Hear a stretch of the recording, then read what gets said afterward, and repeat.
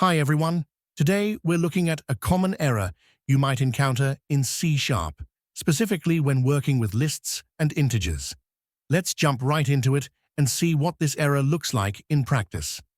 I have here a simple console application where I'm attempting to assign the integer value 5 directly to a variable of type listInt. Now, when I run this code, you can see immediately an error pops up.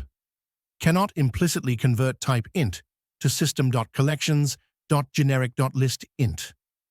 This happens because the compiler expects a list of integers, but I'm giving it just a single integer value instead. So how do we fix this? The solution is simple. Instead of directly assigning the integer, we need to correctly initialize the list. Let's correct our line of code here. I'll initialize my list properly with the new listInt syntax and place the integer inside curly braces as the initial item. Now, let's run the application again, and you'll see the error is gone, and the number 5 is successfully printed to the console.